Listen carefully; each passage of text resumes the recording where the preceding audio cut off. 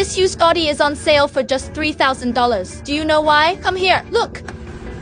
Did you see it? Very high fuel consumption. Engine works normally. The car body does not vibrate. Just high fuel consumption. Do you know the reason? Let's go to the front and check the cabin. The owner took the car on a long trip last week. Then he discovered that the car's fuel consumption had increased. The car owner went to the repair shop for inspection and was asked to replace the ignition coil, clean the carbon deposits, clean the throttle, and replace the spark plugs. Spent $3,000, but the problem is still not solved. The car owner had no choice but to come to me for help. Today we are here to help him repair the fault of this car. Faults caused under special circumstances can be easily solved by figuring out the principles behind them. The car owner drives long distances to the mining area. There is a lot of dust in the mining area. The repair shop replaced the air filter and the airflow sensor, but the fault still exists. I now suspect that there is a part failure, which is easily ignored by many repair shops. Come here, look.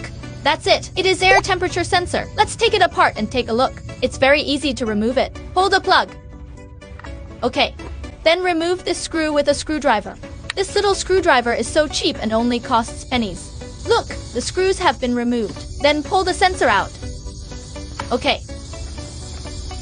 Good. The cause of the failure has been found. Look, the head of this sensor is all covered with dust and carbon deposits. Now that the cause of the failure is found, solving it is simple. Don't rush to replace it just yet so as not to waste money. Put paper towels on the ground. Use a bottle of cleaning agent to clean the dust on the sensor.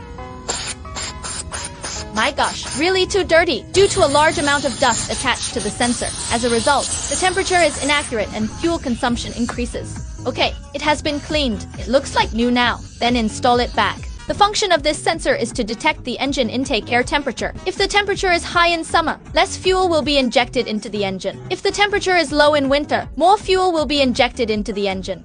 Okay, now all the parts have been installed.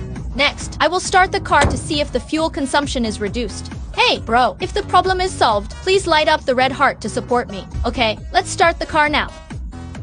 Start smoothly. Very perfect. Let's drive on the road for a while to see if the fuel consumption will decrease. Bro, look, the fuel consumption now is 14.5. Next, we start the car and drive. Get ready to go. Let's go.